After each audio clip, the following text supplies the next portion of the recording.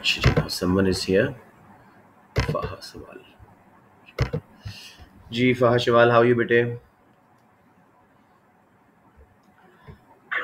वालेकुम सलाम बेटे, अल्हम्दुलिल्लाह। अस्सलाम वालेकुम राव अली जी। जिन बच्चों ने ज़रा थोड़ा लेट ज्वाइन किया है, आपको बता दूं कि आज मैं फर्दर पास पेपर्स नहीं करा रहा। हमने बहुत पेपर्स कर दिए इंशाल्लाह। इतने कोई भी स्कूल के बच्चे ने किसी ने नहीं किए होंगे इतने जितने आपके हो गए हैं। बाकी इंशाल्लाह किस्मत के ऊपर है कि आपका अच्छा पेपर हो और बहुत ही अच्छा हो।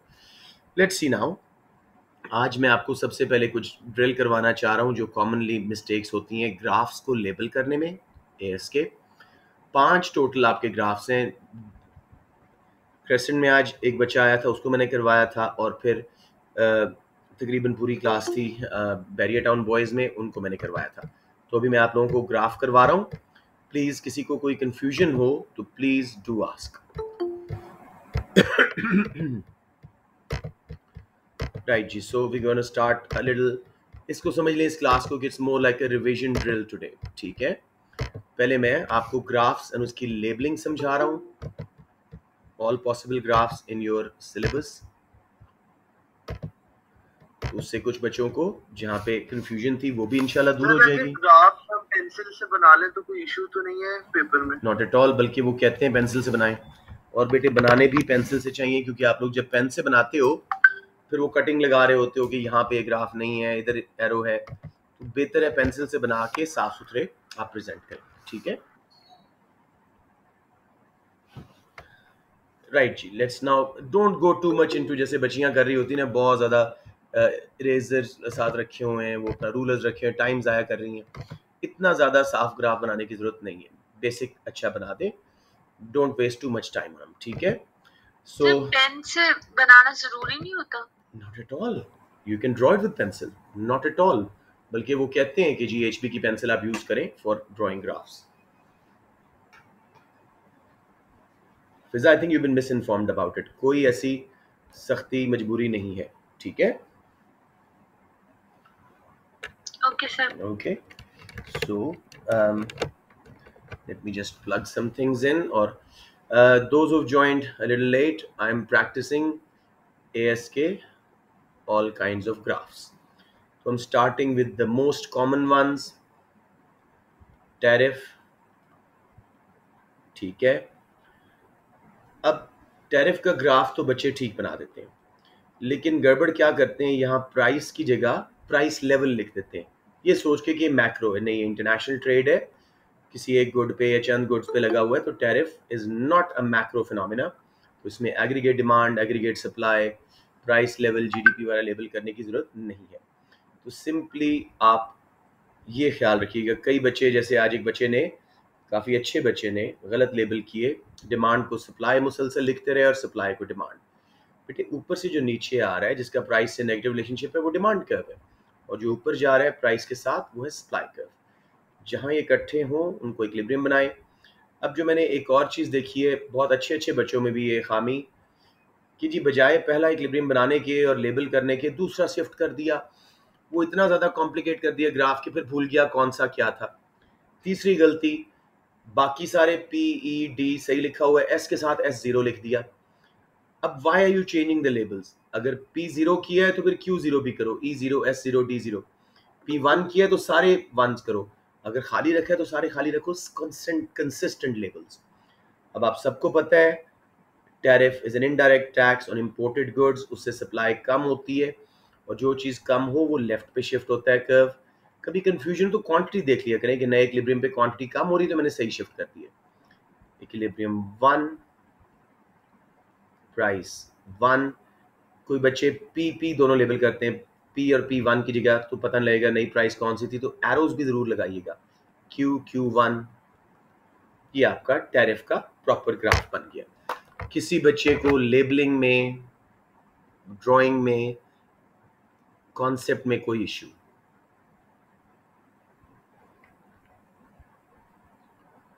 सो जी, इनडायरेक्ट टैक्स अगर वो कहता है किसी भी गुड पे लगा हुआ टैक्स, इनडायरेक्ट टैक्स, चाहे वो कहे सिगरेट्स पे लगा है, फिजी ड्रिंक्स पे लगा है, एनीथिंग, कोलाज पे लगा है, किसी भी चीज़ पे इनडायरेक्ट टैक्स का एग्जैक्ट सेम ग्राफ है, because tariff is an indirect tax. सब बच्चों को ये कॉन्सेप्ट क्लियर हो गया? Indirect taxes are supply factor. They raise the cost of production. Supply curve shifts to the left. Quantity demanded contracts. And overall market में price भी बढ़ती है और क्वांटिटी ट्रेडेड भी कम होती है। तो पहला ग्राफ जो हमने प्रैक्टिस किया with the labels was indirect taxes का, टैरिफ का, और चाहे वो फिजी ड्रिंक्स पे लगा हो, चाहे फर्नीचर पे, किसी भी गुड या सर्विस पे टैक्स है वो इनडायरेक्ट है। अब ये हम थोड़ा सा एक और common graph,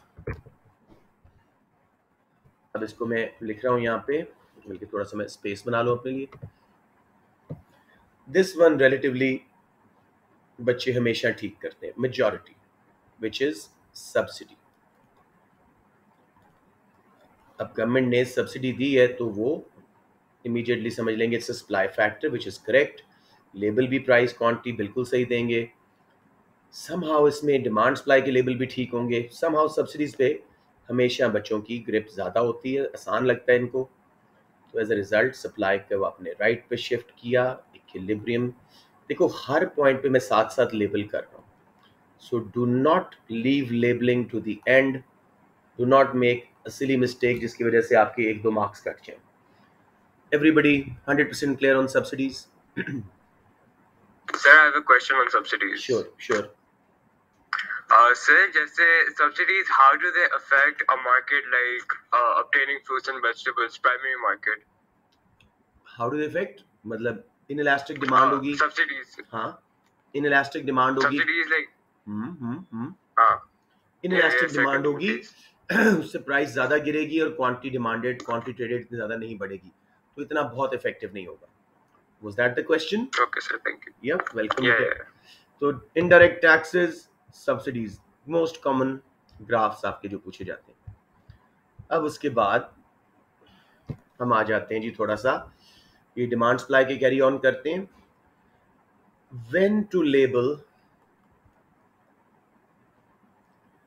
aggregate demand, aggregate supply और price level instead of price and GDP instead of quantity, ये मैक्रो का ग्राफ है। ये मैक्रो का ग्राफ है। ये आपने सिर्फ 3 सिचुएशंस में बनाना है। Demand pull, inflation,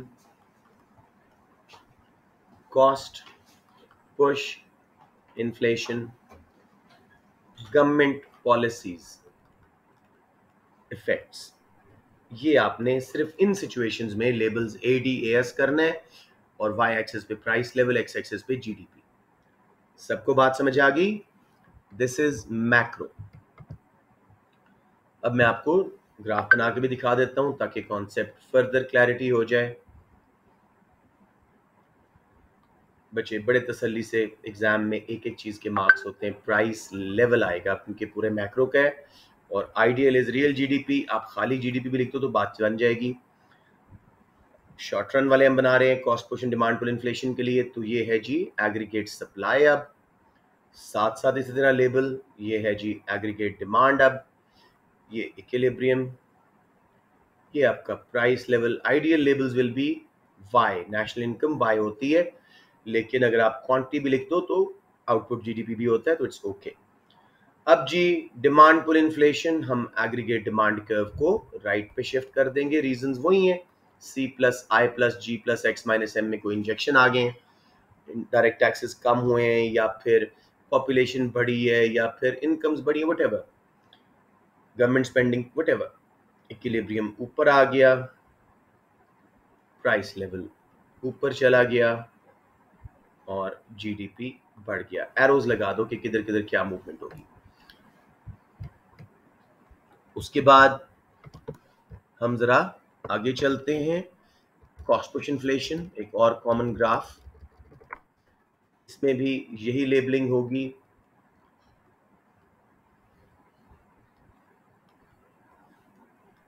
AS,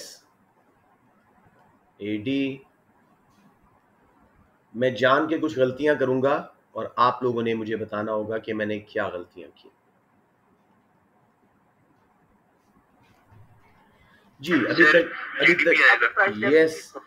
number 1 मैंने जीडीपी, रियल जीडीपी नहीं लिखा।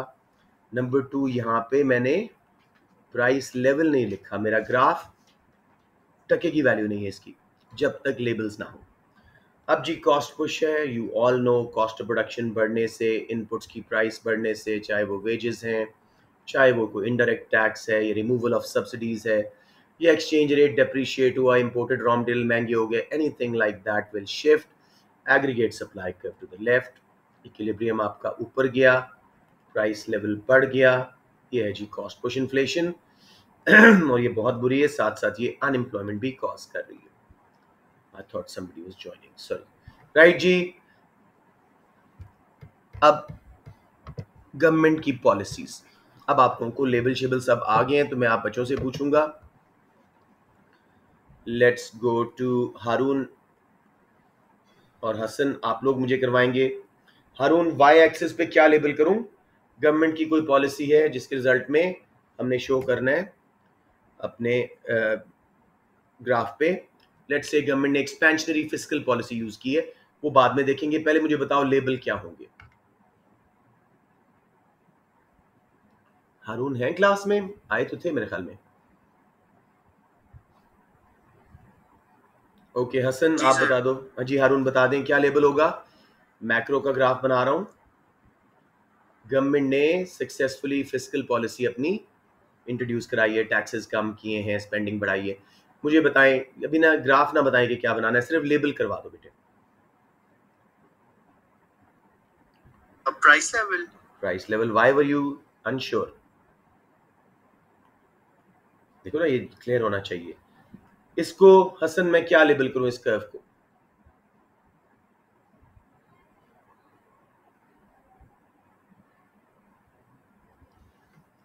हसन शाहिद, ये बेटे क्या कर्व है जो मैंने नीचे से ऊपर स्लोप करता लगाया है?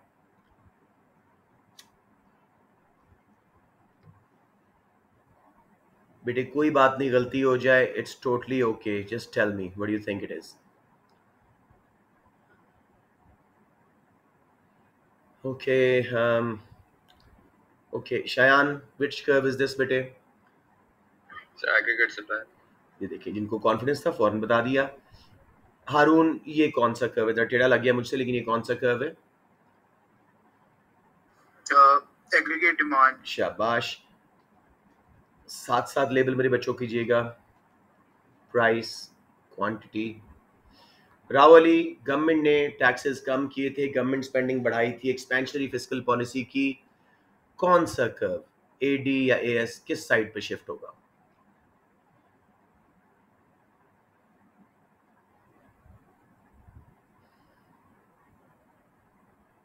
सर ये एग्रीगेट सप्लाई होगा। राव, मैं तुम्हें कुट चढ़ाने का दिल कर रहा है। डिमांड साइड पॉलिसीज मेरे बेटा, लॉन्ग रन में उसकी वजह से एग्रीगेट सप्लाई शिफ्ट होता है।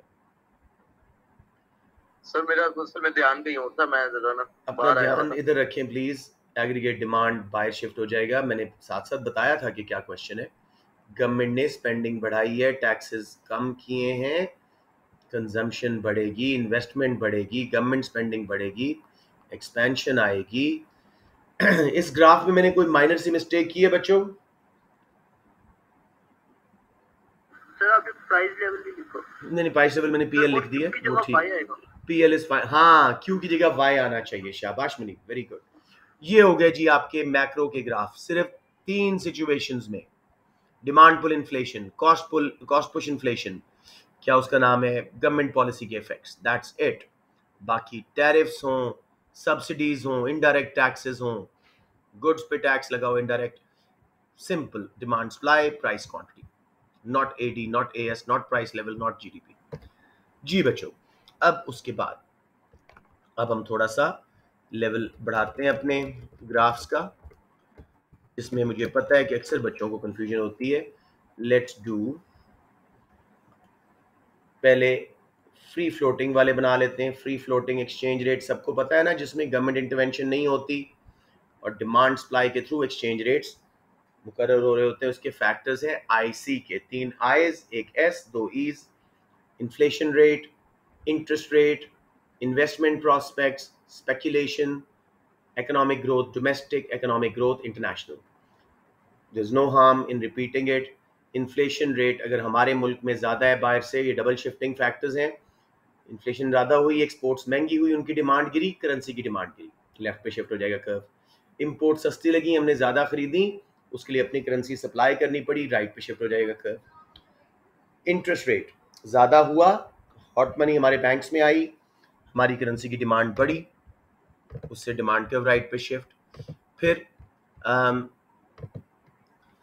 बाहर के बैंक्स में क्योंकि इंटरेस्ट रेट कम है तो लोकल लोग भी अपना पैसा अपने बैंक्स में सेव करेंगे, तो सप्लाई ऑफ हमारी करेंसी बाहर की दुनिया में कम हो जाएगी. फॉरेन एक्सचेंज मार्केट में डिमांड ज़्यादा, सप्लाई कम, एक्सचेंज रेट ऊपर, वाइस वर्सा. इसी तरह इन्वेस्टमेंट के हालात बहुत अच्छे प्रॉस्पेक्ट्स हो जाएं पाकिस्तान में, तो यहाँ इन्वेस्टमेंट आएगी, डिमांड फॉर रूपी बढ़ेगा, पाकिस्तानी लोग भी लोकल कंट्री में इन्वेस्ट करेंगे, बाहर पैसा रूपी नहीं जाएगा, सप्लाई रूपी की कम होगी वर्ल्ड मार्केट में. Difference between money supply and foreign exchange market में करेंसी की सप्लाई, इसको मिक्स ना कीजिएगा. Money supply is with in the country, currency supply is all over the world. अब बेटे फ्री फ्लोटिंग में ये आय के 3 हमने किए थे, फिर स्पेकुलेशन है, उसके बाद हमारा आ जाता है, चले मैं लेबल करवा लूं, price of let's say rupees in dollars. आपको एग्जाम में सेक्शन ए में अक्सर वो 2 करेंसीज बताता है, yen to yuan whatever, dollar to corona, dollar to lira whatever, वो करेंसी आपने यूज करनी है. ठीक है, लेट्स सी जी, ये आ गया आपका सप्लाई कर्व. इसके साथ एएस नहीं लिखना, ये एक करेंसी की बात हो रही है, फॉरेन एक्सचेंज मार्केट की, मैक्रो नहीं है. ये डिमांड कर्व, एक सेकंड में अपनी कैट को बाहर से निकाल दूं.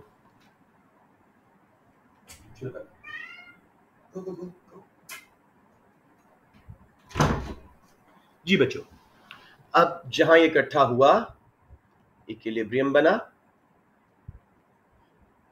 प्राइस लिख दो तब भी चलेगा, बेटर है कि एक्सचेंज रेट लिखो, लेकिन मैं एहतियातन, ताकि आप लोग कंफ्यूज ना हो, प्राइस एंड क्वांटिटी लिख रहा हूं. अच्छा जी, मैं फैक्टर्स लिख रहा हूं. इन्फ्लेशन रेट कम हुआ है हमारा compare to the trading partner countries, so I will go to Mahira, हमारा इन्फ्लेशन रेट कम हुआ है बाहर की दुनिया से. What will happen to our currency? 2 shifts होंगे, मुझे बताएं डिमांड किस तरफ शिफ्ट होगा, सप्लाई किस तरफ, आराम से.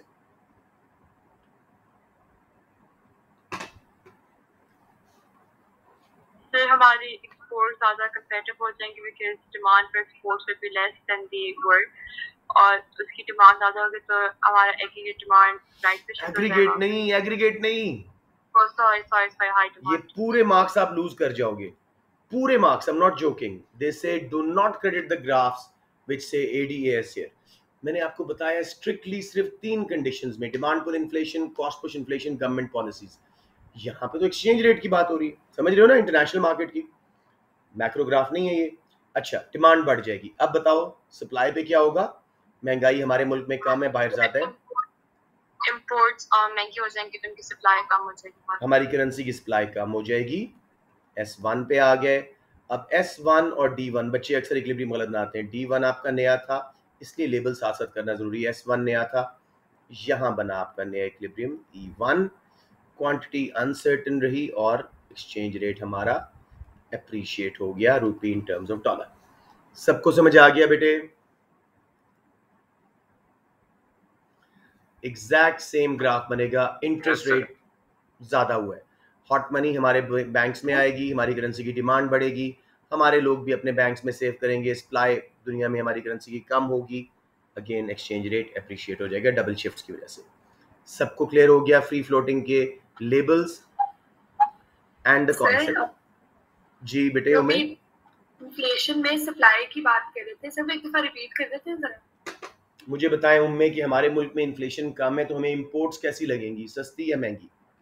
महंगी लगेंगी. Demand for imports will reduce and supply of rupee to buy imports will fall. समझ आ गया ना? सर सप्लाई आउटसाइड मतलब बाहर के मुल्कों में होती है, demand with in the country होती है. डिमांड जब एक्सपोर्ट्स होती हैं हमारी तो डिमांड बनती है, ठीक है. जब इंपोर्ट्स करते हैं तो सप्लाई करना पड़ता है, अपना रूपी और बाहर की करेंसीज खरीदनी पड़ती है, ठीक हो गया? ठीक है। या ये हो गया जी फ्री फ्लोटिंग। अब हम चलते हैं जिसमें बच्चे बहुत गलत बनाते हैं, फिक्स्ड एक्सचेंज रेट की बात करते हैं। फिक्स्ड एक्सचेंज रेट क्या है जी? जब गवर्नमेंट इंटरवीन करके मार्केट में, फॉरेन एक्सचेंज मार्केट में एक एक्सचेंज रेट को अपनी करेंसी के लिए सेट कर देती है और उससे ना ऊपर जाने देती है ना नीचे। हमारे पास टूल्स कौन कौन से हैं? फॉरेन एक्सचेंज रिजर्व्स, यानी जो डॉलर्स वगैरह हमारे पास, यूरोज वगैरह पड़े हुए हैं, प्लस इंटरेस्ट रेट जिसको हम पीछे भी डिस्कस भी करके आए हैं। ये दो टूल्स मेनली यूज होते हैं, प्रोटेक्शनिज्म भी यूज कर सकते हैं, लेकिन मेनली ये दो टूल्स आपको जानने चाहिए। लेबल्स करवाइएगा मुझे, let's say Hasan Asif, exchange rate का ग्राफ है, क्या लेबल करूं? Sir price of dollar in rupee, price of rupee in dollar. Dollar in rupee भी ठीक था, कोई मसला नहीं। Pound in dollars, don't get yourself stable on just rupee, ठीक है? एक करेंसी की दूसरी में, ठीक है ना? ये क्वांटिटी यस सर। जी मेरा बेटा, और ये सर मैंने लगाया, ये supply- कौन सा कर्व है? ये सप्लाई आ गई सर। शाबाश। और ये और सर एक आ गई ये demand. Aggregate demand, aggregate supply, ये नहीं है। शाबाश, ये इक्विलिब्रियम बन गया। इसके बाद यहाँ इक्विलिब्रियम आ जाएगी और यहाँ उसका ईआर लिख दें या हाँ, मतलब प्राइस लिख दें या ईआर लिख दें।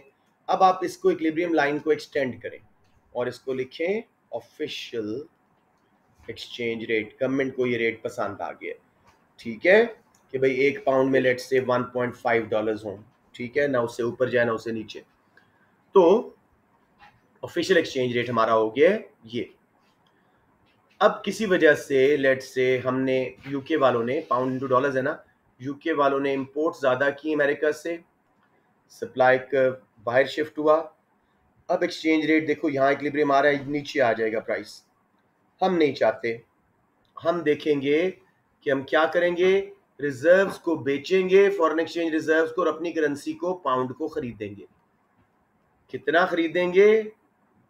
Q से Q1, ताकि वो जो सरप्लस था वो खत्म हो जाए और वापस exchange rate fixed exchange rate पे आ जाए। किसी बच्चे को इस ग्राफ के लेबल्स में, कॉन्सेप्ट में मसला, इसमें काफी दफा बच्चे गड़बड़ करते हैं।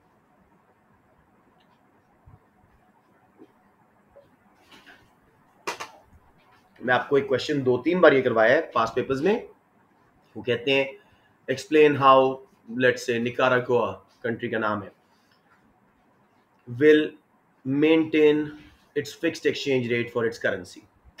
तो आप बताएंगे जी, डिमांड सप्लाई लगा के, प्राइस ऑफिशियल एक्सचेंज रेट करके, if for any reason currency is depreciating, say due to more imports and supply shifting to S1, government will buy the surplus from Q to Q1 by selling their foreign exchange reserves.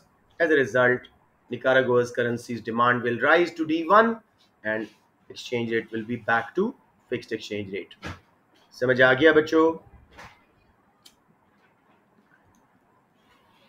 Okay, let's now go to last वाला इसका, managed flexibility.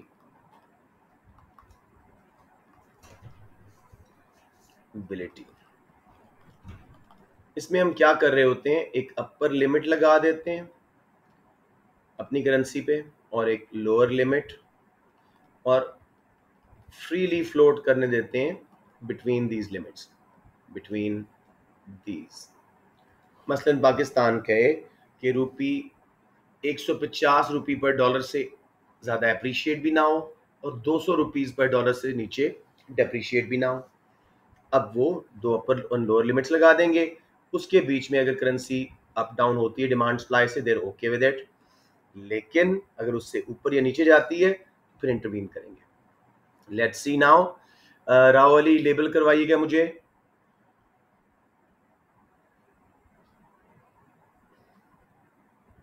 जी जी sir. Label करवाएं, exchange rate का graph है, manage flexibility बनाने वाले हैं, label करवाएं। Y axis पे क्या है सर? ये price of one currency in terms of other. तो लिखवाएं, कोई करेंसी लिखवाएं, कोई दो करेंसीज का नाम ले लेना। डॉलर इनटू रुपीस कर लें या युआन इनटू डॉलर कर लें। परफेक्ट। और ये क्वांटिटी, अगर डॉलर लिए तो फिर क्वांटिटी ऑफ डॉलर है। ये आपका सप्लाई कर्व, ये आपका डिमांड कर्व, ये इक्विलिब्रियम लगेगा सर बीच में, ये प्राइस बन गई, एक्सचेंज रेट, और ये क्वांटिटी। क्वांटिटी। अब जी ये है मार्केट रेट। गवर्नमेंट कहती है जी ये अपर लिमिट है P1 और ये लोअर लिमिट है LL, कर देते हैं इसको P2। इसके बीच में अगर डिमांड सप्लाई शिफ्ट होंगे तो हम इंटरवीन नहीं करेंगे। मसलन चले मैं एक ही बार करता हूँ, सप्लाई कर्व को मैंने शिफ्ट किया, इंपोर्ट्स हमने ज़्यादा की, अब देखो एक्सचेंज रेट लिमिट से बाहर निकल के नीचे आ जाएगा। सो गवर्नमेंट क्या करेगी, अपने रिजर्व्स बेचेगी, अपनी करेंसी को खरीदेगी, डिमांड बढ़ाएगी और वापस हमारे लिमिट्स के अंदर लेके आएगी। वही कॉन्सेप्ट है फिक्स एक्सचेंज रेट वाला, बस थोड़ी फ्लेक्सिबिलिटी है, रिजर्व से प्रेशर हटा रहे। बड़े सब डायग्राम समझ आ गए? Yes sir. अगर टोटल क्लैरिटी है सप्लाई पहले इंक्रीज हुई थी। नहीं, वो तो मैंने बेटे दिखाने के लिए कि गवर्नमेंट इंटरवीन कैसे कर रही है। मैंने कहा जी हमने इंपोर्ट ज़्यादा की है अमेरिका वालों ने पाकिस्तान से, तो सप्लाई कर्व उनका नीचे गया, रेट नीचे आ जाना था, तो उन्होंने वापस अमेरिकन ने रूपी बेचा, अपनी करेंसी दूसरी बेची और डॉलर खरीदा ताकि वो ऊपर आए। Okay sir. ओके, अब जी एक्सचेंज रेट हो गए। अब हम थोड़ा सा जाते हैं, बल्कि मुझे ज़रा ज़्यादा स्पेस चाहिए।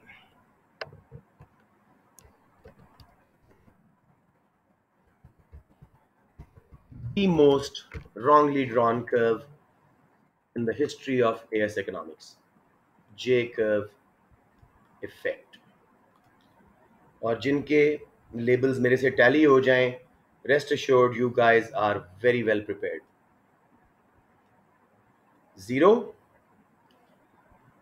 इधर आएगा करंट अकाउंट, इधर सरप्लस या पॉजिटिव लिख दें और इधर नेगेटिव, बल्कि बेहतर है कि सरप्लस का वर्ड यूज करें, और इधर डेफिसिट का वर्ड यूज करें क्योंकि ये टर्म्स वो पसंद करता है। और इधर है टाइम। देखो कॉन्सेप्ट लो ना, जेकब इफेक्ट क्या है, डेप्रिसिएशन या एप्रिसिएशन हो करेंसी की, इन्फ्लेशन हो, डिफ्लेशन हो, किसी वजह से भी एक्सपोर्ट्स इंपोर्ट्स की प्राइस चेंज हो, शॉर्ट रन में उल्टा इफेक्ट आता है, लॉन्ग रन में जाके एक्सपेक्टेड इफेक्ट आता है।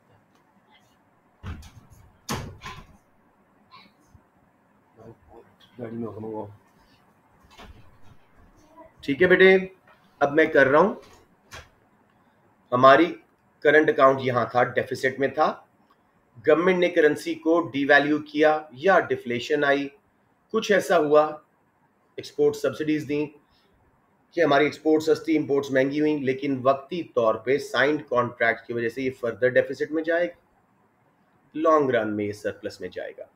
तो यहां लिख दीजिएगा शॉर्ट रन, यहां लॉन्ग रन। सिमिलरली हमारा करंट अकाउंट सरप्लस में था, जैसे चाइना का है, वो चाहेंगे अब कम हो, उससे बड़ी महंगाई आ रही है मुल्क में, डिमांड पुल इन्फ्लेशन आ रही है, so they will revalue their currency, या कुदरती अप्रिशिएट हो जाए डिमांड सप्लाई से, वक्ती तौर पे महंगी एक्सपोर्ट्स के बावजूद, सस्ती इंपोर्ट्स के बावजूद साइंड कॉन्ट्रैक्ट्स हैं, वक्ती तौर पे एक्सपोर्ट रेवेन्यू बढ़ेगा इनइलास्टिक डिमांड की वजह से, इंपोर्ट एक्सपेंडिचर कम होगा, लॉन्ग रन में ये डेफिसिट में कन्वर्ट होगा। तो जे कर्व इफेक्ट के 2 मार्क्स आपको ग्राफ के मिलते हैं, इवन अगर ग्राफ ना भी मांगा हुआ हो। और ये आपने देखा होगा कितना फ्रीक्वेंटली ये क्वेश्चन आता है, explain 2 factors that would determine whether the devaluation of Chinese currency will turn its deficit into surplus। इस तरह की क्वेश्चन आप बहुत दफ़ा सेक्शन ए में कर चुके हो, तो इसको ज़रा आज प्रैक्टिस कर लें, ग्रिप ले लें, किसी को कंफ्यूजन है मैं दोबारा बता दूँ।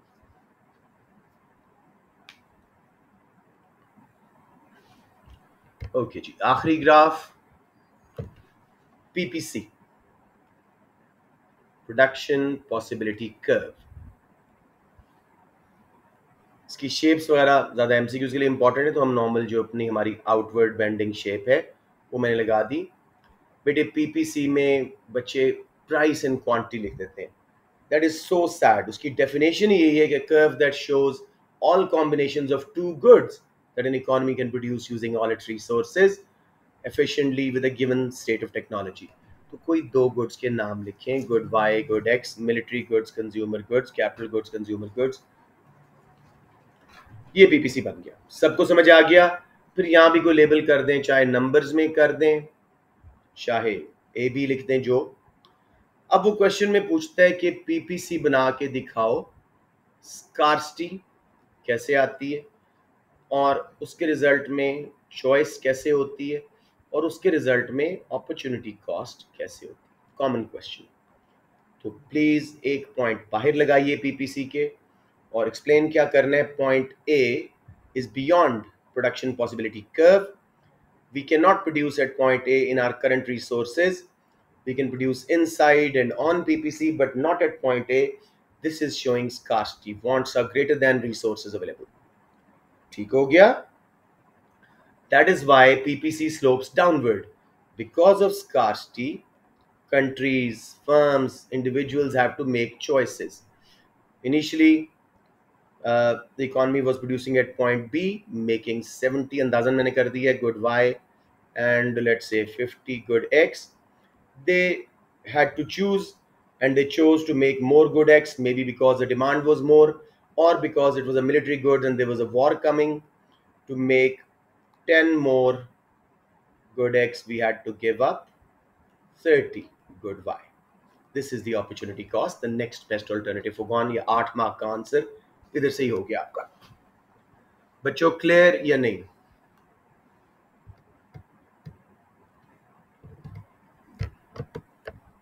ओके जी, सॉरी, अब मैं इसको थोड़ा सा और आगे लेके जा रहा हूं। वो कहता है पीपीसी डायग्राम बनाओ और शो करो दो चीजें, एक माइक्रो कॉन्सेप्ट शो करो और एक macro concept, macro economic concept show करो। बहुत आसान है जी। माइक्रो कॉन्सेप्ट है स्कार्सिटी, अपॉर्चुनिटी कॉस्ट, जो ऊपर हम अभी देख के आए हैं। मैक्रो कॉन्सेप्ट मैं आपको यहां दिखा देता हूं। एक पॉइंट लगाएं अंदर यू, ये क्या शो कर रहा है? Unemployment of resources. फिर उसको पीपीसी के पास ले जाएं, बी पे या ऑल द वे पीपीसी पे। ये रिडक्शन इन अनएम्प्लॉयमेंट है और इसको बोलते हैं एक्चुअल ग्रोथ, क्योंकि हम अपने करंट रिसोर्सेज को ज़्यादा बेहतर तरीके से इस्तेमाल कर रहे हैं। ऑन द अदर हैंड, अगर रिसोर्सेज की क्वांटिटी या क्वालिटी इंप्रूव कर जाए, पूरा पीपीसी बाहर शिफ्ट हो जाए, इसको बोलते हैं पोटेंशियल ग्रोथ। हमारा प्रोडक्टिव पोटेंशियल बढ़ गया, we can make more of both goods. तो प्लीज ये कॉन्सेप्ट भी क्लियर रखिएगा। पॉइंट ए क्या शो कर रहा है? यू से बी और फिर ए। ये अनएम्प्लॉयमेंट कम हो रही है बेटे। हम अपने रिसोर्सेज को देखो, यू पे हम ये तो हम नियर टू पीपीसी जाते हैं, ऑन द पीपीसी तो नहीं। नियर भी जा रहे हैं। तो देखो देखो, पहले हम 10 और 20 बना सक रहे थे, अब बी पॉइंट पे ये 15 बन रही हैं और ये 40 बन रही हैं। ठीक है, ए पॉइंट पे अब ये 20 बन रही हैं और ये 60 बन रही। तो जितना पास आते जाओगे उतनी अनएम्प्लॉयमेंट कम, प्रोडक्शन ज्यादा हो रही है, एक्चुअल ग्रोथ हो रही है, जीडीपी बढ़ रहा है। Got it? Yes sir. Hasan, confusion कोई? अस्सलाम वालेकुम सर। वालेकुम सलाम। बेटे कौन है? मोहम्मद अली? Yes sir, Ali Tabassum. आप तो बड़े दिनों से गायब है मेरा बेटा, क्या कर रहे थे? सर वो मैथ्स और कंप्यूटर के पेपर्स थे। अच्छा, वीडियोस भी नहीं देखी? सर आज इंशाल्लाह देखूंगा। गुड बॉय, ठीक है ठीक है, राइट जी। उसके बाद आपको समझ आ गया हसान जो क्वेश्चन पूछा था? Yes sir. अच्छा जी, आखिरी चीज पीपीसी आपको करवा दूं। वो कहता है जी कि हमारे जो करंट रिसोर्सेज हैं उनको ज़्यादा यूज़ करना पीपीसी कैसे शो करता है, और रिसोर्सेज में इजाफा हो कैसे शो। एक्चुअली ऐसे ही है, ऊपर ही जैसे किया हमने, यू से बी या बी से ए आ गए, ये एक्चुअल ग्रोथ है। करंट रिसोर्सेज को हमने यूज़ करना शुरू कर दिया, जो फैक्ट्रीज बंद पड़ी थी उनको खोल दिया, जो वर्कर्स अनएम्प्लॉयड थे उनको जॉब्स दे दी, जो लैंड फार्मिंग नहीं हो रही थी या मिनरल्स नहीं निकल रहे थे उनको यूज़ करना शुरू कर दिया। जबकि अगर रिसोर्सेज में इजाफा होता है तो पूरा पीपीसी बाहर शिफ्ट होता है। पोटेंशियल ग्रोथ रीजंस दे दो, न्यू एक्सप्लोरेशन, टेक्नोलॉजी इंप्रूव करना, स्टफ लाइक दैट। सब क्लियर हो गया जी पीपीसी का? कोई कंफ्यूजन? सर वो आपने एक दफा स्टार्ट की रिपिटल शिफ्ट और नॉन पैरेलल शिफ्ट वगैरह वो बेटे सारा उसका है, एमसीक्यूज का है, तो अभी के लिए P2 के लिए इतनी वरी ना करो। हाँ, अलबत्ता कोई ऐसा क्वेश्चन हो, चले अच्छा आपने पूछ लिया, वो ऐसा क्वेश्चन पूछता है कि इकोनॉमी में रिसोर्सेज बेटर हुए या ज़्यादा हुए फॉर मैन्युफैक्चर्ड गुड्स, जबकि एग्रीकल्चरल गुड्स के रिसोर्सेज के लिए कोई चेंज नहीं आया। तो इस केस में हमने यहाँ पे एग्रीकल्चरल गुड्स किया, मैं टाइम बचा रहा हूँ ऐसा लिख के, इधर मैन्युफैक्चर्ड गुड्स लिखा। अब आप लोग मुझे बताएं, resources suitable to manufactured goods have increased, तो ये कैसा शिफ्ट आएगा शायान, आप बता दो। रिसोर्सेज फॉर एग्रीकल्चर तो कोई फर्क नहीं।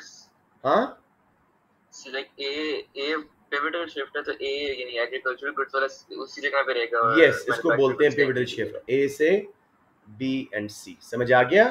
सिर्फ मैन्युफैक्चर्ड गुड्स ज्यादा बन पा रही हैं, एग्रीकल्चर के रिसोर्सेज में कोई क्वांटिटी या क्वालिटी में फर्क नहीं आया। Everyone clear? This is the end of the graphs जी। अब कोई टॉपिक किसी भी बच्चे का जिसमें प्रॉब्लम हो, जिसमें क्लैरिटी ना हो, please do ask, we have about 20 minutes. Sir, I have a question. Sure. Sir वो कौन से ग्राफ्स है एक्सेप्ट कॉम्प्लीमेंट्स और प्राइस और इंफीरियर गुड्स और इनकम्स के अलावा कौन कौन से ग्राफ्स के पास पॉजिटिव कोरिलेशन है? पीडी के, हाँ पीडी के या वाईडी के एक्सडी के? Okay okay sure sure. ये तो जिस आप इसको, अच्छा मैंने किसी बच्चा को आया, देखो यान, जहां पॉजिटिव कोरिलेशनशिप है ग्राफ ऊपर जाएगा, जहां नेगेटिव है नीचे आएगा। तो लेट्स सी, पीडी हमेशा नेगेटिव होती है क्योंकि प्राइस एंड क्वांटिटी डिमांडेड का नेगेटिव रिलेशनशिप है, तो ये तो नीचे आएगा ग्राफ। ये इनइलास्टिक डिमांड कर्व, ये इलास्टिक डिमांड कर्व, फॉलो कर गए? Yes sir. PES price and supply का हमेशा पॉजिटिव रिलेशनशिप है, प्राइस बढ़े सप्लाई बढ़ती है, प्राइस कम हो सप्लाई कम होती है। तो इस केस में हमेशा नीचे से ऊपर ये इनइलास्टिक सप्लाई कर्व है और वाई एक्सिस से स्टार्ट हुआ इलास्टिक है। क्लियर हो गया? Yes sir. अब जी YED, इसमें जो नॉर्मल गुड्स हैं उनका पॉजिटिव रिलेशनशिप होता है इनकम के, इधर इनकम आ गई, इधर क्वांटिटी आ गई, तो ये ऊपर जाएगा। नेसेसिटीज का बहुत इनइलास्टिक, नॉर्मल गुड्स का नॉर्मल सा, और ये लग्जरीज का है, और ये नॉर्मल गुड्स का और नेसेसिटीज का ऑलमोस्ट परफेक्टली इनइलास्टिक। अब समझ आ गया? Yes yes yes. अच्छा जी, अब आ गया हमारे पास आखिरी, क्रॉस इलास्टिसिटी ऑफ डिमांड। इसमें क्या होता है, प्राइस ऑफ लेट्स से cars and quantity of petrol, ये कॉम्प्लीमेंट्स का है क्योंकि SPCN है, सब्स्टिट्यूट्स का पॉजिटिव, कॉम्प्लीमेंट्स का नेगेटिव रिलेशनशिप, तो ये नीचे की तरफ स्लोप होगा।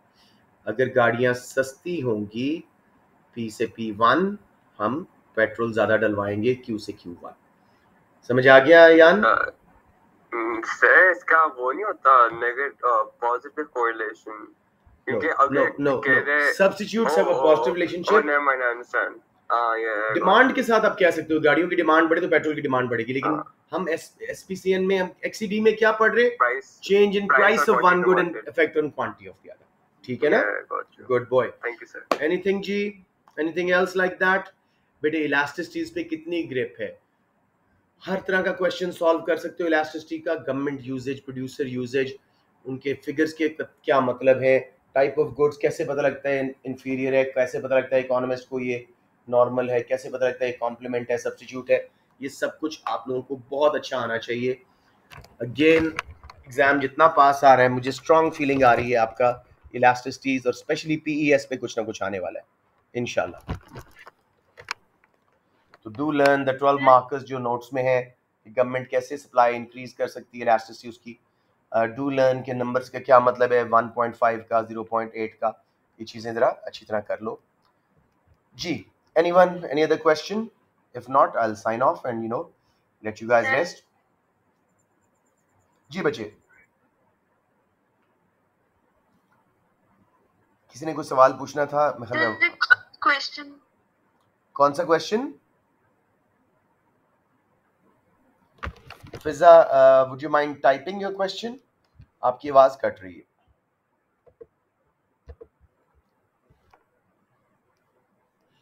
एक दफा स्पेसिफिक और एडुलम टैक्स का भी बस बता देंगे ओवरव्यू। किसका? स्पेसिफिक और एडुलम टैक्स होता है। वैसे आपका इसमें सेक्शन ए में आए तो आए, वरना नहीं आएगा। सुन लें जी, specific taxes are according to the quantity, यानी $1 पर बैरल ऑफ ऑयल। उसमें बराबर सप्लाई कर्व शिफ्ट होगा उनके लगने से, ठीक है, इनडायरेक्ट टैक्स है। और ad valorem taxes are according to specific percentage of price of the product, तो उसमें नॉन पैरेलल शिफ्ट आएगा। मैं आपको यहां बना के दिखा देता हूं, ठीक है जी। इधर किधर गया मेरा, अच्छा एक मिनट मैं बोर्ड अपना सही कर लूं। यस, ये देखिए बेटे, ये वाला मैं बना रहा हूं स्पेसिफिक टैक्स। ये क्या है, अकॉर्डिंग टू क्वांटिटी, यानी $1 पर शू सोल्ड। इसमें इनडायरेक्ट टैक्स लगने से सप्लाई कर्व बराबर पैरेलल लेफ्ट पे शिफ्ट होगा, हमेशा हम यही बनाते हैं। जबकि एड वैलोरम ये है परसेंटेज ऑफ प्राइस, ठीक है। ये सप्लाई कर्व था, ये यूं करके शिफ्ट होगा, गैप बढ़ जाएगा। देखो जब प्राइस बढ़ रही है तो परसेंटेज उसकी बढ़नी जानी शुरू होगी। मतलब 15% टैक्स था, $100 का शू था तो $15 देने, $1000 का शू था तो 150 देने, तो इसलिए गैप कॉस्ट ऑफ प्रोडक्शन बढ़ने से ज्यादा होगा। सेम विद सब्सिडीज, उसमें भी गैप ज्यादा हो जाएगा एड वैलोरम में। समझ आ गया उम्मे? जी सर, थैंक यू। वेलकम बेटे। Anyone else, any questions? Don't just think graphs, you can think other topics as well. Formulas वगैरह की, सॉरी डेफिनेशंस की लिस्ट भेज दी। पूछना था जी बेटे। सर, जो 12 मार्क्स का डिस्कशन वाला किसी एक पॉइंट का है, तो उसमें 4+4 माइनस पॉइंट्स देना जरूरी तो नहीं है ना? मतलब 3 या 2 भी दे सकते हैं वेल एक्सप्लेन। वैसे तो आपका एक अच्छा वेल एक्सप्लेन पॉइंट 3 मार्क्स ले जाता है। So depends on how well you explain. 2 कर लें, 3 कर लें। मैं तो इसलिए 3 बोलता हूँ ईच साइड, क्योंकि बच्चों को पार्शली एक्सप्लेन कर देते हैं। ओके। वैसे भी मेरा बेटा टाइम इसमें मैनेज करना मुश्किल नहीं है इस पेपर में। Do not leave any stone unturned, right a lot, right more and you'll score more, because at the end of the day आपके पास एक ही चांस है पूरे साल की अपनी एफर्ट्स को एग्जामिनर को, सीआई वाले को शो करना कि जी मुझे पता है। तो do not leave anything, stay to the topic but give more, ठीक है। ओके। हाँ, वो ये नहीं पसंद करता कि आप लिस्टिंग शुरू कर दें, पॉइंट 1 ये है जी, पॉइंट 2 ये, पॉइंट नहीं, वो कहता है एक पकड़ो और उसके एनालिसिस बनाओ, मजीद उस बात को बढ़ाओ। मसलन इंटरेस्ट रेट कम होने से हमारी एग्रीगेट डिमांड क्यों बढ़ती है? कॉस्ट ऑफ बोरोइंग कम, रिटर्न ऑन सेविंग कम, उससे लोग सेव कम करेंगे, बोरो ज़्यादा, कंजम्पशन का इंजेक्शन आएगा स्पेशली लग्जरी गुड्स में, उसको देख के फर्म्स इन्वेस्ट करेंगी, लोन पे बैक करना आसान था। ये दोनों इंजेक्शंस आने से एग्रीगेट डिमांड कर्व बढ़ेगा और मल्टीप्लायर इफेक्ट आएगा ऊपर में। ये है वेल एक्सप्लेन पॉइंट, समझ रहे मेरी बात? लेकिन अगर आपने वैसे ही कह दिया जी कि इंटरेस्ट रेट कम होने से aggregate demand will increase due to more consumption, वो 1 मार्क ही देगा आपको। ओके जी बच्चों, एनीवन एल्स जी, एनी क्वेश्चंस? अब थोड़ा सा सजेशन दें। I think we been into each others faces for a long time. कल अगर आप लोग चाहते हो कि थोड़ी सी मोटिवेशनली एक छोटी सी 15 मिनट की क्लास कर लें तो कर लें। मजीद पढ़ाना मैं नहीं चाहता आखिरी रात, क्योंकि ये स्टूडेंट लास्ट आवर क्वेरीज जो मैं क्लास करवाता हूँ उसके बाद जो है मैं नहीं पढ़ाता। नॉर्मली मैं लास्ट क्लास पढ़ाता हूँ थोड़ा सा, जब बच्चे को क्वेश्चन पूछें। कल अगर आप लोग चाहें तो हम क्लास करेंगे, will be more on the lines of do's and don'ts of the paper. अज़कार करें, थोड़ा सा अपने आप को सेटल डाउन करें, इस तरह की बातें। अदरवाइज यस रेवलेशन है ये वो कि कल लाइक पर्सनल के पेपर में होगा क्या, लाइक क्वेश्चंस वगैरह सब कह रहे थे क्या? लाइक आई एम सेइंग जितना क्लोज आ रहा है पेपर, मुझे इलास्टिसिटीज पे दोबारा फीलिंग आना शुरू हो रही है, स्पेशली पीईएस पे, ठीक है। और सेक्शन ए तो आपका ज्यादा इन्फ्लेशन, एक्सचेंज रेट, बैलेंस और पेमेंट हैवी होना है इंशाल्लाह। टैक्सेस का क्वेश्चन कोई ना कोई इनडायरेक्ट टैक्स का आएगा आपको हमेशा, इस तरह का इन्फ्लेशन का ग्राफ, एक्सचेंज रेट का ग्राफ, आपकी बहुत प्रैक्टिस है इंशाल्लाह ताला। Just be very solid in interpreting, clear cut उसको अपना देना, कंफ्यूज ना हो जाना स्टेटमेंट्स देख के, बेसिक इकोनॉमिक कॉन्सेप्ट्स ठीक रखना आपने। सो टेल मी जी, कल क्लास करें या let's all chill now? I am available on the groups, if you guys feel like we need to, will definitely turn it on, या group पे जवाब देता रहूंगा। सर अब एक दिन रह गया पेपर में, तो सर हम पास पेपर करें या छोड़ दें? बेटे देखो, again you can never do enough past papers. It's always potluck वाला सीन कि भाई अपने पास्ट पेपर ज्यादा किए थे, चांसेस कि वही रिपीट क्वेश्चन या वेरी सिमिलर बार बार आने वाला है, ऐसा हो जाता है. स्पेशली आपके सेक्शन बी में, सेक्शन ए में भी बहुत रिपीट होते हैं. एमसीक्यूज रिपीट होते हैं, 10-12 रिपीट हो जाते हैं अगर आपने 5 साल के पूरे वेरिएंट्स किए हुए हो. तो कहने का मतलब है कि there is not enough limit of how much past papers. इस स्टेज पे अगर आपको किसी एक टॉपिक में बार बार स्टक हो रहे हो, उसको एक बार रिवाइज कर लो और फिर पास्ट पेपर करते जाओ. That's the only best solution I have for you. Sir एक दफा कंपैरेटिव एडवांटेज बता दें.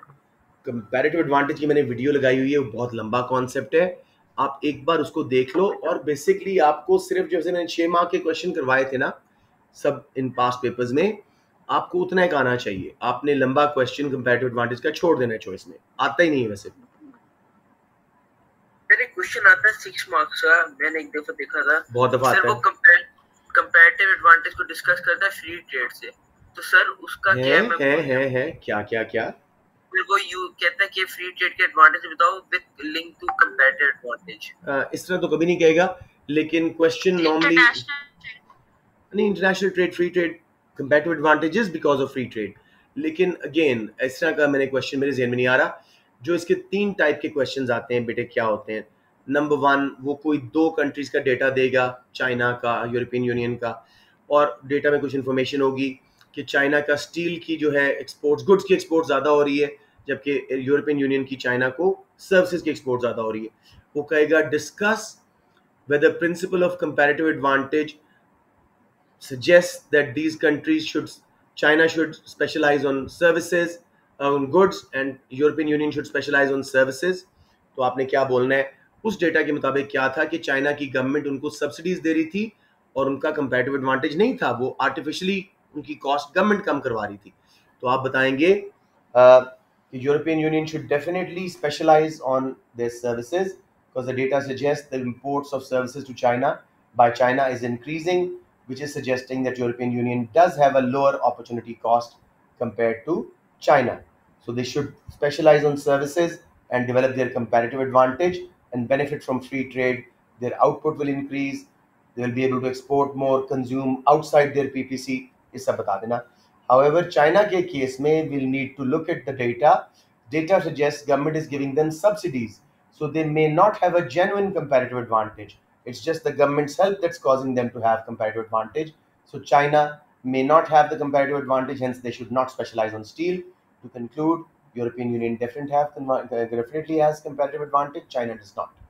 एक और क्वेश्चन, वो क्या कहता है, मसलन उसने कहा था पहले साल, काफ़ी पहले पुराना क्वेश्चन था कि मोज़म्बिक नाम का एक कंट्री है, वो टबैको पे स्पेशलाइज करता आ रहा है फॉर मैनी ईयर्स. अब क्या हुआ, दुनिया में इंटरनेशनली हेल्थ कैंपेन्स चली, टोबैको के खिलाफ हो गए लोग, ठीक है. तो उसके बाद क्या मोज़म्बिक को स्विच कर जाना चाहिए टुवर्ड्स टूरिज्म. और टूरिज्म की भी उसने बहुत तारीफें की कि जी प्राइम मिनिस्टर कह रहा है इतने $1 बिलियन रेवेन्यू आएगा, हमारा सीजन बड़ा अच्छा है, हमारे स्पॉट्स बड़ी अच्छी टूरिस्ट. तो आप कहें जी up to 3 marks why they should switch towards transport tourism. तो आप कहें जी एज द डेटा सजेस्ट इतना रेवेन्यू आने वाला है, इससे वो डाइवर्सिफाइड हो जाएगी इकोनॉमी, उनकी रिस्क बेरिंग हो जाएंगे. टोबैको की डिमांड गिर रही है, टूरिज्म की बढ़ जाएगी, तो उनका जो chances of losing revenue from tobacco exports वो कम हो जाएंगे. थर्डली जी उनका मौसम सूट कर रहा है, खूबसूरत जगह है तो लोग बहुत आएंगे तो उनका रेवेन्यू बढ़ेगा.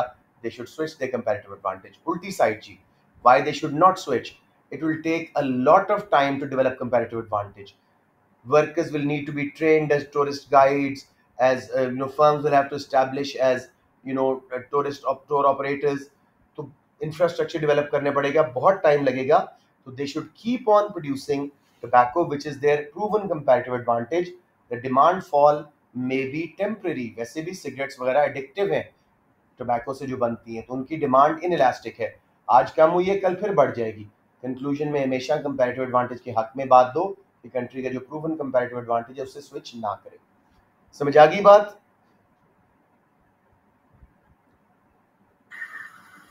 सही है, मुझे क्वेश्चन मिल गया जो रेहान जिसकी बात कर रहे हैं. ये जी क्या क्वेश्चन है? with reference to the principle of comparative advantage, Mhm. discuss whether the increase in exports of EU services to China could justify free ये तो trade मैंने in बता the दिया अभी market आंसर for बड़े trade. बेटा, अभी आंसर दे दिया इसका, जी सर. समझ आ गया ना? वर्डिंग बुरायन जरा गलत बोल रहे थे, आपने वर्डिंग सही बोली. क्वेश्चन का जिस्ट क्या है कि यूरोपियन यूनियन क्या सर्विसेज पे स्पेशलाइज करे, कंपैरेटिव एडवांटेज बनाए, और चाइना स्टील पे करे. हमने बताया कि जी डेटा के मुताबिक European Union should specialise on steel because उनकी मुसलसल एक्सपोर्ट्स बढ़ रही हैं. It seems like they have a comparative advantage, they have a lower domestic opportunity cost. इससे उनकी आउटपुट बढ़ेगी, वो ज़्यादा ट्रेड करेंगे, एक्सपोर्ट्स करके ज़्यादा रेवेन्यू कमाएंगे. ठीक है, तो दे शुड. Whereas चाइना के केस में प्रूवन नहीं है, उनको गवर्नमेंट सब्सिडीज दे रही है, मे बी उनकी कॉस्ट एक्चुअली में लो नहीं है, कंपैरेटिव एडवांटेज नहीं है. तो basically China should not specialise on steel. To conclude, European Union should specialise on their comparative advantage in services. अब समझ आ गया यामीन? जी sir. I think that's about it जी. I think we're done. Any questions? We still have 6 minutes. बता दें मुझे. कल की क्लास फिर मैं नहीं कर रहा unless you guys message me कि नहीं सर थोड़ी बूस्ट की जरूरत है, आ जाएं, कुछ बात करनी है, तो definitely I'll be happy to join. नहीं सर, करेंगे क्लास, बात ही करने की क्लास में. चलो let's do 15-20 minutes class. ठीक है? Right, that's it ji. Enjoy. I'm just going to save the recording. A2 वाले रुक जाएं और बाकी बच्चे चले जाएं. सर ये ग्राफ का पीडीएफ भेज दे, फाइल भेज दे जो आपने ड्रॉ किया है इसकी. ओके, ये जो गंदा सा बनाया हुआ है सारा. नहीं सर, मैंने सारे बना लिए, मेरे 2 गलत थे. ओके, मैं भेज दूंगा. श्योर मैं पीडीएफ बना के भेज देता हूँ. No worries. अल्लाह हाफिज.